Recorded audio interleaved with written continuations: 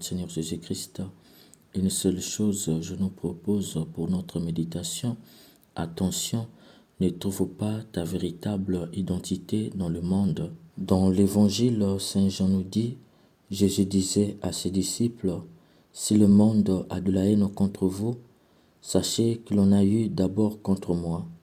Si vous appartenez au monde vous aimerait, car vous seriez à lui. Mais vous n'appartenez pas au monde, puisque je vous ai choisi en vous prenant dans le monde. Voilà pourquoi le monde a de la haine contre vous. » Dans ce fragment, Jésus invite ses disciples à réfléchir, sinon à méditer sur la question du sens de ce monde.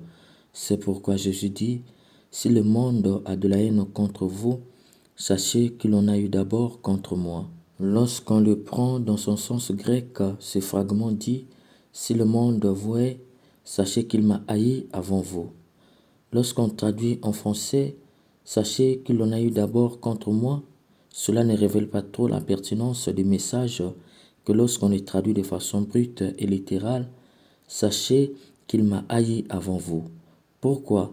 C'est parce que Saint Jean vise un but.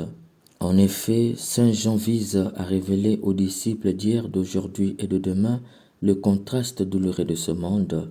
Un homme Jésus qui a manifesté autant d'amour pour le monde, hélas le monde le lui a répondu par la haine. Pire, cette haine, il la fera montre aussi à tous ses disciples. C'est un constat triste. Et Jésus en disant, si le monde vous hait, sachez qu'il m'a haï avant vous, veut que ses disciples le sachent, afin que, quand le monde répondra la même haine qu'il a manifestée envers Jésus sur ses disciples, qu'ils soient préparés et se rappellent que leur Seigneur lui-même, qui a donné au monde autant d'amour et de sainteté, a été lui-même victime de cette haine. C'est pourquoi il ajoute, « Si vous appartenez au monde vous aimerait, car vous seriez à lui. » Il faut entendre par là du grec, « Si vous étiez du monde aimerait ce qui lui appartient. » Ici, Jésus révèle que le monde est régi de principes et d'esprit. En d'autres termes, le monde a ses propres principes et sa visée propre. Un principe est une règle qui garde dans une visée. Pour Jésus, la visée du monde n'est pas celle de Dieu. C'est pourquoi il a ses propres principes. Du coup, qui observe les principes du monde est dans le chemin qui lui mène à la visée ou la finalité du monde, une finalité qui n'est malheureusement pas celle de Dieu. Qui le fait est aimé du monde selon Jésus, puisqu'il appartient au monde, ou mieux, il a en lui ce qui appartient au monde. C'est pourquoi Jésus dit, le monde aimerait ce qui lui appartient. Cependant, Jésus dit, mais vous n'appartenez pas au monde, puisque je vous ai choisi en vous prenant dans le monde. La traduction littérale grecque dit ceci, mais vous n'appartenez pas au monde, parce que je vous ai choisi hors du monde. C'est très fort. Il ne s'agit pas de je vous ai choisi en vous prenant dans le monde, mais il s'agit de je vous ai choisi en vous prenant hors du monde. Mes chers frères et sœurs, n'allons pas trop vite ici, car il y a une vérité fondamentale que Saint Jean nous révèle. Jésus dit que ses disciples ne sont pas du monde parce qu'il les a choisis en les prenant hors du monde, ce qui n'est pas vrai puisqu'il les a pris dans le monde. La majorité sont des Galiléens et donc du monde. Alors pourquoi dit-il qu'il les a choisis en les prenant hors du monde? Quel est le sens de « je vous ai choisi en vous prenant hors du monde » ? En fait, en disant « je vous ai choisi en vous prenant hors du monde », Jésus nous renvoie au verset 5 du 15e chapitre où est tiré l'évangile de ce jour. « Celui qui demeure en moi et en qui je demeure porte beaucoup de fruits, car séparé de moi, vous ne pouvez rien faire. » Jean 15, le verset 5.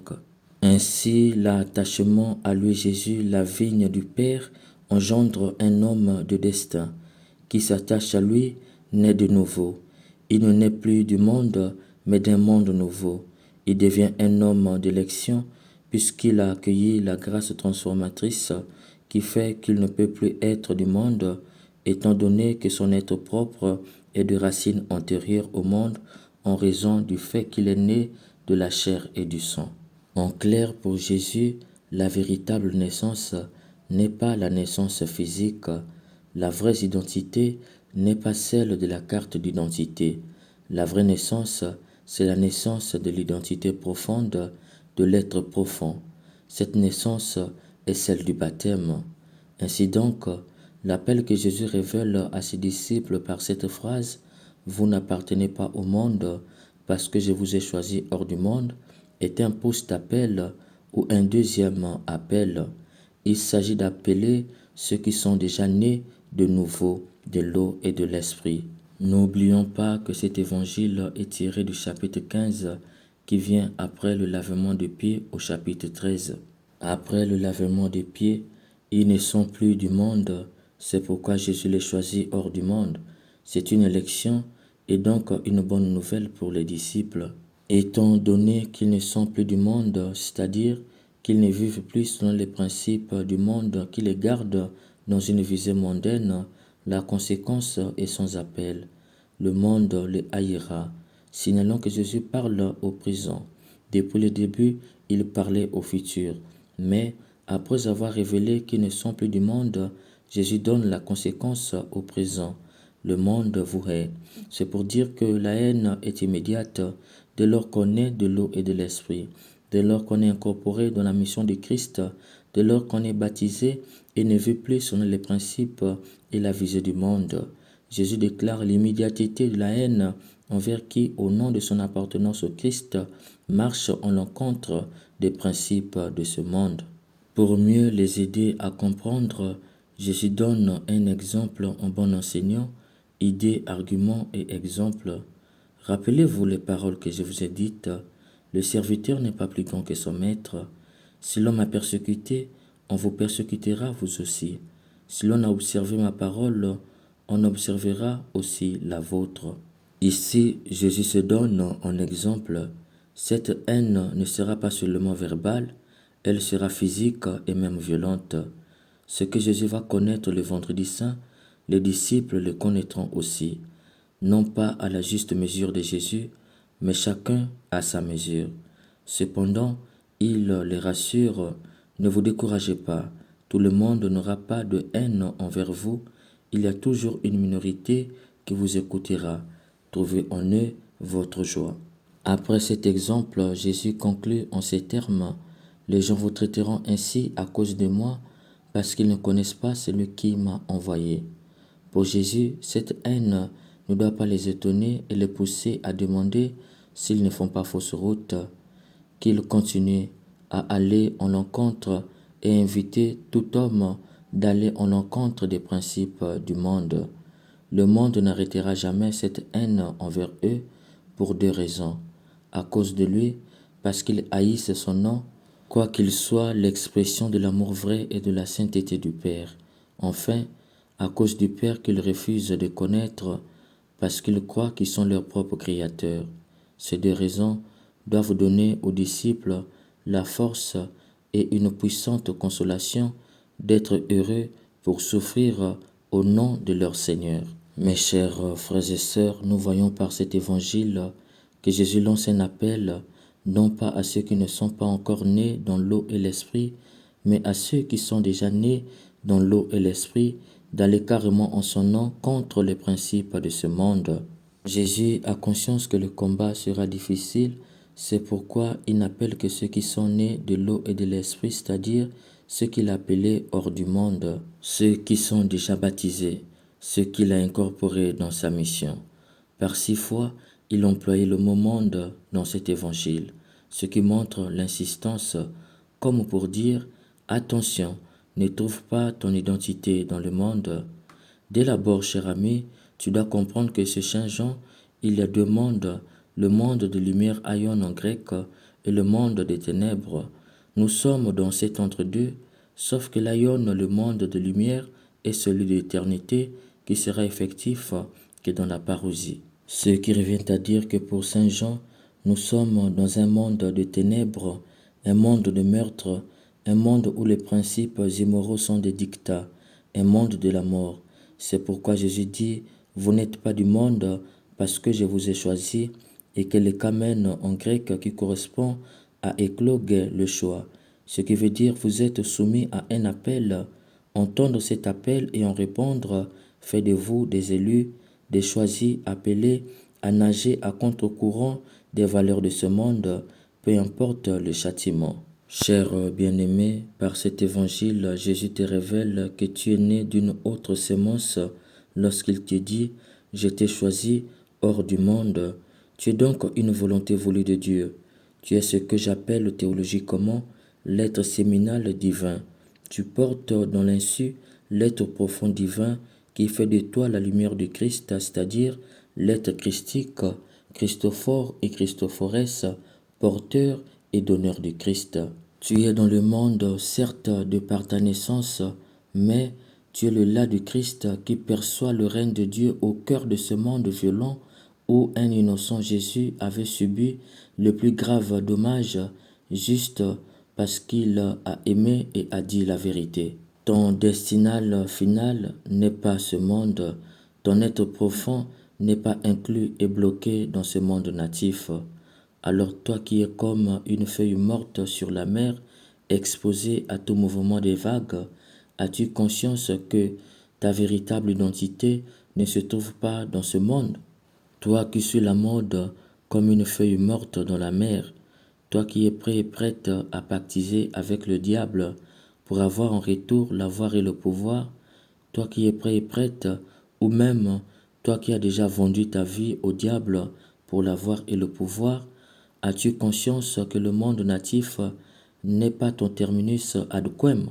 Toi qui fais la promotion des principes immoraux de ce monde, lorsqu'on dit « Allez vous faire soigner, vous les homosexuels et les lesbiennes », tu trouves qu'on est xénophobe tout simplement parce que tu confonds la liberté et être libre. Toi qui es chrétien dans des structures des péchés et qui fais comme tout le monde, tu violes, tu séquestres, tu tues, tu corromps et tu te laisses corrompre. La fraude, le vol, le mensonge, le crime, c'est ton expression. À telle enseigne, ce monde est ton identité, ou mieux, le monde t'aime parce qu'il trouve ce qui l'appartient en toi. As-tu conscience que ton identité véritable ne doit pas se trouver dans ce monde? Toi qui vends et ne fais pas de différence avec le vendeur qui n'est pas né de l'eau et de l'esprit, puisque, comme le dit le prophète Amos, tu fausses la balance comme les autres. As-tu conscience que ton identité profonde ne doit pas se trouver dans ce monde? Cher bien-aimé, si tu te réclames enfant de Dieu et que ce monde t'aime, pose-toi la question sur ton identité d'enfant de Dieu. Je te donne à méditer sur l'affaire Idrissa Gana Gueye, le joueur du Paris Saint-Germain. Il a refusé de porter le maillot pour lutter contre l'homophobie dans le foot, car derrière on fait la propagande de l'homosexualité. D'ailleurs, la devise est « hétéro et homo, nous portons tous le même maillot ». À l'heure où nous parlons, il reçoit la colère médiatique. On demande que son club le sanctionne, qu'il perd tous ses contrats. Les foudres viennent de toutes parts. On le taxe de xénophobe. On l'oblige de s'excuser publiquement avec le maillot qu'il a refusé de porter. Cher ami, je te raconte cette histoire pour une seule raison. Il y a 722 joueurs au championnat français Ligue 1. Lui seul a dit non, je ne contredirai pas mes convictions religieuses. Et il assume. Au-delà de tout ce qu'on peut dire, voilà ce que devrait être un chrétien ou une chrétienne. Tout le monde va à droite. Tout le monde fait comme ça. Mais si ce qu'ils font contredit tes principes religieux, renie ton identité christique, te met hors de la téléologie qui te ramène à Jésus, tu dis non d'un non catégorique. Seul j'irai à gauche. Voilà ce que doit être un chrétien, cher ami. Un chrétien est un être de conviction et toute conviction est la volonté de l'esprit. C'est pourquoi chacun défend ses convictions. La conviction est la volonté humaine arrivée à sa plus grande puissance. Si tu n'as pas encore trouvé en Jésus des raisons pour qui tu diras « pour ceci, je préfère mourir », tu n'as pas encore rencontré Jésus. Tout homme qui trouve en Jésus une conviction porte un témoignage à défendre au prix de sa vie. Puisse l'Esprit Saint nous aide à ne pas trouver dans ce monde notre véritable identité et qu'il augmente notre conviction pour Jésus. Amen.